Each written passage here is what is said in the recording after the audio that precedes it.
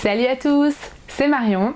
Je suis très heureuse de vous retrouver pour ce nouvel épisode de la chronique Ma petite vie d'humain 2.0. Vous pouvez retrouver ma chronique sur KRS Radio, je vous ai mis le lien dans la description en dessous de la vidéo. Aujourd'hui, je voulais parler avec vous d'enfance et de choix alimentaires. Quand un enfant arrive au sein d'un foyer, en général, il adopte la même culture que la famille, son mode de vie, il se retrouve face aux choix personnels et éducatifs de ses parents. Et parmi ces choix, il y a le choix alimentaire. Ce sont donc des choix qui évoluent selon les cultures, les pays, selon les gens, selon la personnalité des gens, mais aussi selon les époques. Il n'y a pas si longtemps, on donnait encore du vin dans les cantines à l'école. Maintenant, c'est quelque chose qu'on ne fait plus parce qu'on estime que l'alcool est mauvais pour le développement des enfants. Bref, chacun fait ses choix. Et ça contribue à la belle diversité qu'il y a sur cette planète.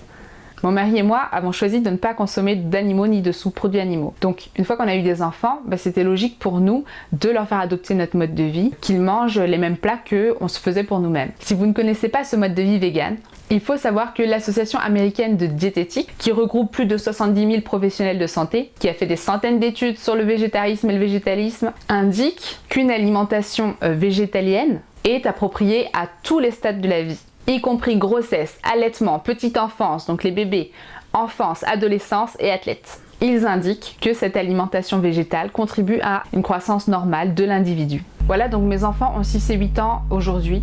Ils n'ont jamais consommé d'animaux ou de sous-produits animaux, mais on les a jamais forcés. On leur a dit, voilà, c'était très important pour papa et maman de pas manger d'animaux, de pas faire de mal aux animaux. Donc voilà, c'est le choix qu'on a fait pour vous, pour l'instant. Et c'est vrai que c'est eux qui viennent demander quand il y a quelque chose de nouveau qui arrive, quand quelqu'un apporte un paquet de gâteaux ou apporte quelque chose qui se mange, ils viennent spontanément demander, est-ce que t'es sûr que c'est vegan? Est-ce que ça, je peux le manger?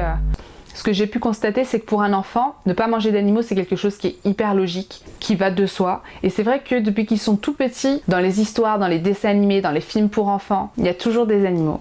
On leur apprend à respecter les animaux, à les aimer. On les amène à prendre conscience que chaque animal a une personnalité, a une vie émotionnelle.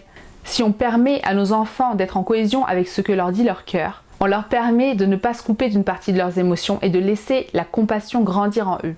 Moi, j'aime bien manger les animaux. Ah bon, pourquoi? Parce que... ça doit être délicieux, un animal. Non, pas du tout. Moi, je déteste manger les animaux. Pourquoi? Il faut les laisser vivre. Ah ouais? Parce que si on te tue, toi, t'aimerais bien qu'on te tue et qu'on te mange après? Hein? Moi, personnellement, non, j'aimerais pas. Bah alors, les animaux, c'est pareil, non? Peut-être qu'ils s'en fichent. Non, c'est pas vrai. Ah bon? Tu crois qu'ils ont mal quand on les tape? Oui. Oui, ils sont mal. Tu crois qu'ils préfèrent vivre eux-mêmes plutôt qu'être mangés? Oui. Alors, vas-y. Moi, j'aimerais pas qu'on me mange comme les animaux. Pourquoi c'est si important pour toi de protéger les animaux? Parce que j'aime pas qu'ils soient tués. C'est comme si quand tu es ta maman. Tu manges quoi, toi, si tu manges pas d'animaux? Je mange des trucs véganes. Comme quoi? Des fruits, des légumes, des pommes de terre. Je mange du lait à la vanille, pas de vache. Tu vois? Est-ce que tu manges des saucisses aussi? Oui, mais Ah t'es pas vegan alors? Non, c'est des saucisses véganes. Ah ouais, ça existe? Oui, et les steaks aussi. Ah d'accord. À vrai dire, on mange pas tellement différent des autres. Il y a beaucoup de substituts dans l'alimentation végétale, surtout à notre époque, et je trouve ça très intéressant à utiliser avec des enfants. Faut pas oublier que les enfants sont beaucoup dans le plaisir, beaucoup dans l'imitation. Ils ont généralement envie de faire comme les autres, comme leurs copains, comme leur papy, leur mamie, comme leurs cousins. C'est là que les substituts aident vachement. C'est-à-dire qu'on fait la même chose que les autres, mais avec un petit truc en plus, la compassion. Et ça fait du bien au cœur. On sort les merguez végétales quand on fait un barbecue en famille, on sort du fromage végétal quand on fait une fondue. Il y a à peu près tout qui existe de façon végétale. Ils ont des copains qui sont véganes, ils ont aussi beaucoup de copains qui sont pas du tout véganes. À la maison, il y a toujours plein d'enfants qui traînent. Et c'est vrai que quand les copains sont là, j'aime bien faire une version végane de plats qu'ils ont l'habitude de manger. Des gaufres, des crêpes, des cookies. Et en général, tout le monde est content. Alors il y a une différence entre... Il n'y a pas de différence entre les gaufres véganes et les gaufres normales. En tout cas, moi je trouve que c'est meilleur. Et pourtant, on n'est pas vegan. Enseigner qu'on n'a pas besoin de priver un animal de sa vie pour se nourrir, c'est une vraie éducation à la compassion envers tous les êtres vivants, incluant la tolérance de l'autre être humain dans ses choix, même s'ils sont différents. Et qu'est-ce que ça te fait quand tu sais que les gens que t'aimes bien, ils mangent des animaux? Je sais que c'est leur vie, alors je les laisse. Ok. Tu les aimes pas moins? Non. Moi, par exemple, j'ai un ami qui mange beaucoup d'animaux. Il mange des nuggets à l'animaux. Et il s'appelle Kylian et il adore ça. Et moi, ça me dérange pas. Ouais, tu l'aimes bien quand même, tu t'entends Oui. bien avec lui? On s'entend très bien. Les enfants aiment autrui beaucoup plus facilement que les adultes, sans les juger, sans tenter de les changer. Ce sont des vrais guides d'amour quand on leur permet juste d'être. C'est important aussi de leur assurer la certitude qu'ils seront eux aussi aimés, quel que soit leur futur choix de consommation quand ils grandiront. Mais on mange comme ça parce que papa et maman ils mangent comme ça, mais quand vous serez grand, vous pourrez faire ce que vous voulez. Hein. Non, moi, je préfère rester vegan. Tu crois? Ah, t'auras peut-être pas le même avis quand tu seras ado. Hein. Si. Si et si. En tout cas, je voulais vous dire que même si un jour vous mangez des animaux, je vous aimerai tout autant. Ok, mais attends, je vais chercher quelqu'un. Oui, mais moi, je préfère pas. Bah, tu verras bien quand tu seras grand. Non. L'important, c'est qu'on s'aime très fort et qu'on respecte les points de vue des autres.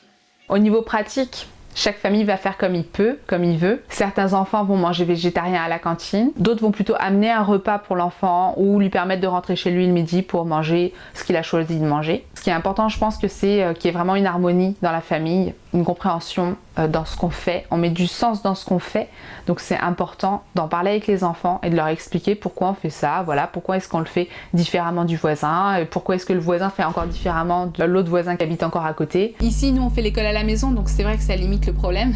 Et surtout, tous les amis chez qui on va sont très respectueux de notre mode de vie.